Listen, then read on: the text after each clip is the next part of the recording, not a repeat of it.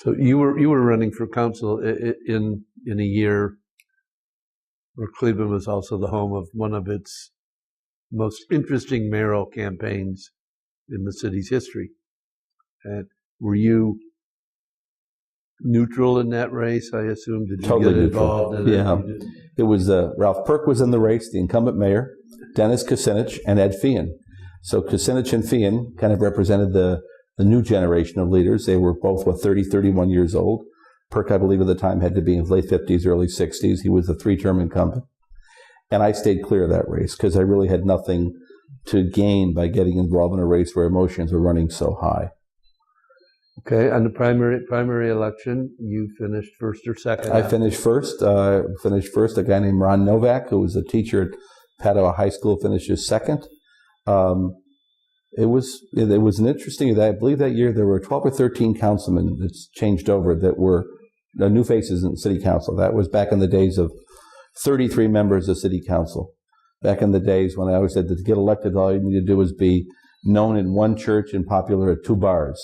It was the 1 church, 2 bar rule. I mean, they were smaller wards, and you really knew people. But they were populated wards, and you were serving a 2-year term, not a 4-year term. It's a 2-year term, which means it was very intense. You're always out there. You really could never relax because you knew you were running the year after. So you arrive at City Hall, and within about 3 months, all hell breaks loose. Well, almost immediately, almost. I mean, the amazing thing about Anguisto was fired in March. Anguisto was fired in March, but it became clear to me early on that this was a different kind of leader. So Kucinich is elected, a narrow election, defeats Ed Feehan, and he surrounds himself with people who are my age or a little older, right? And these were the true believers. Or a little younger. Or even younger. In the case of Tanya Gradina, she was 19, so I'm 22. But Joe Tigerine's 24, the finance director. You've got people like Benny Banana, who's in city council. He's a couple years older than that. Julius Chach, Rich Barton. There was this huge cadre of loyal supporters, probably not ready to govern, probably inexperienced, but as I said, true believers. So all hell broke loose. The thing that comes to mind immediately is the Anguisto firing. Friday night firing, right? TV. I learned about those days that if there wasn't a story in the morning, there was without question going to be a story by that afternoon or evening.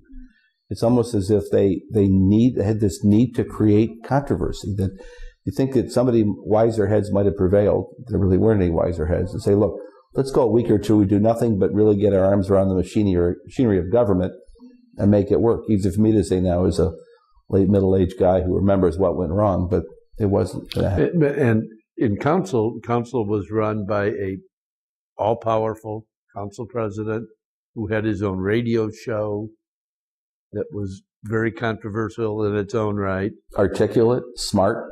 Right. Black, which was a big issue on the West Side because not only racism was thick. This was after the Stokes elections. Busing was looming, the Rhodes v. Ohio, whatever the name of the lawsuit. That was out there, Reed versus Rhodes. So that was out there. But George didn't shy away from those issues. I mean, I think he didn't pour gas on the fire, but he never backed off of those issues. He refused to play the West Side racism. And he was a strong leader, and he said, this is who I am. The show didn't help. And the fact that Dennis was willing to take off the gloves and go bare knuckles with George at the drop of a hat. I mean, they're 2 peas in a pod, really. I mean, they love to fight. Did Dennis ever try and cultivate you as an ally? Benny, you mentioned Benny Banal. He was an ally. Jay became an ally maybe a couple of years later. He later became a friend, and he became much more mellow later, back after he became a vegan and came back from the desert where he had spent years and a lot of time with Shirley MacLaine, and I'm kidding. But what I learned about that administration, this is really too bad, is that I really was kind of a guy without a country, because George was an all or nothing guy, but Dennis was worse. You had to be with him on every major issue. And if you diverted in any way and said, well, I don't agree with you, but it didn't matter. You then became the enemy. It was all or nothing.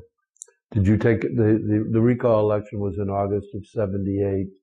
Did you take a position on that? I was the first Cleveland City Councilman to come out in support of the recall. I was pushed by Basil Russo and Jim Carney, and they got me in a room. Junior? Jim Carney Jr. Yeah, and they said to me, Basil in particular, if you do this, you will be remembered in Cleveland's history. You'll prove to the world that you don't have just big... Was Basil the majority leader at that time? Yes, he was, yeah. So Basil said, you'll just be known as the guy with giant gonads. And you got to do it. You got to do it. And I'll never forget it. I did it. And this is a word that supported Kucinich very heavily. And I knew I was in trouble when I started to get obscene phone calls in Greek. It wasn't just the normal obscene phone calls. I started getting my Greek constituency, which I thought would always support me, calling me and swearing at me in Greek. And I won't tell you what they said, but it wasn't pleasant. And I remember going to council leadership, and I won't get specific now, but I went to some council leadership, and I'll never forget this. I had with me Dave Krischer, who was a guy who worked for me from Oberlin College, a Jewish kid from Skokie, Illinois, went on to run an international banking firm. Surprisingly, worked on securitization of mortgage loans. How's that for irony? So Dave came to the council meeting, and I was just beleaguered. They had taken out recall petitions on me, and I went up to some members of the council leadership team, and I said, my God, this is awful. They're coming after me. I got to get out of this. So what do I do? And one of the members of the team, and I won't tell you who, pulled me aside and said, what do people in your ward hate? What do they hate?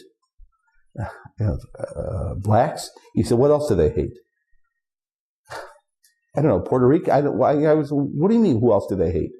I'll never forget this. He said, David standing 5 feet away, he said, they hate Jews. Just tell them you're involved in this recall because of Jews. And he said, Weissman, Waxman, Schulman. That's the kind of place it was. So if this hatred doesn't work, try this one. Did you notice any drop off in the quality of your services in your ward after you supported the recall? Not particularly, because you have to remember, my ward was they're huge supporters of Dennis, overwhelmingly voted against the recall. So he wasn't going to hurt his base to get at me. And he, I think, knew, Weissman knew that, as enemies go, I wasn't as bad as some of the others who were really willing to, Basil Russo, for example, some of the others. They knew that I wasn't maybe an ally of theirs on every issue, but on Cleveland public power, I was a great ally. And I tried to be a voice of reason. If you go back through some of the old clips, I kept saying, can't we tone it down a bit? Can't we tone it? I remember George in the floor one day says that he was a curious mixture of communism, McCarthyism, and there was the third ism. I mean, everything was hyperbole. Every Monday night. Of course, it all culminated on the night of the default. He barely survives the recall, but 231 votes or something. The recall was an interesting time. There were other things going on. There were people who had been indicted. This is a little after. Carnival kickback scandal was going on. Busing was coming. It stuns me that there has never been a book written, the definitive history of that 2-year period. Because if you think of what happened during that 2-year period, there were attempts to sell Cleveland Public Power, Muni Light. Busing began in the fall of 1978. There were carnival trials where George Forbes was on trial on television, remember? And they had the judge came in from Columbus, Tyack, judge, a young prosecutor named Nugent, later federal judge. I mean, I'll never forget the day the indictments came down. I came off the elevator on the second floor, was walking towards my office, and Gary Kucinich, mayor's brother, short, powerfully built guy, former Marine, was jumping 3 feet in the air and thrusting his fist and screaming, they got him! They got him! They got him! I thought he was going to go over the barrier on the second floor. Relax. So I walked in, and they had just come through the room to tell which members of council they had been indicted. Remember, they just informed the late Mary Ann LeCate, who was a councilman in Ward 5 in the old St. Rocco's area. And when they told poor Mary Ann, she just kind of collapsed. She's a sweet woman. She passed out. They had to lift her up. But I remember it was that night, that Monday night after the indictments, there was a huge crowd, heavily African-American. They filled the chamber to come in support of George and Caesar Moss and other members who had been indicted. Remember, I'm a West Side kid playing this racial issue. I'm on a tightrope. And at the end of the meeting, they kind of worked their way, the crowd, into where the council members were sitting. And I remember I kind of duck walked slowly out of the crowd because I didn't want to be in this big crowd. TV cameras were everywhere. And I looked up and I remember Benny Bonanno, who was a Forbes adversary, being propped up by 2 ministers on either side, and they were swinging to the song, We Shall Overcome. And I remember looking at him and pointing, and just laughing and saying, there, they got you, because he was a Dennis, supporter and opposed me, was somebody who's become a good friend over the years. So it's just a crazy time. And, in those days, there were TV cameras at every meeting, not one, but 3 or 5 or 7 or 8, because the national media had descended upon Cleveland. We were a freak show. I mean, this was great theater, Cleveland, Ohio. You had the boy mayor, you had default, you had trials, you had all the stuff we've talked about. So anyway, those were interesting times.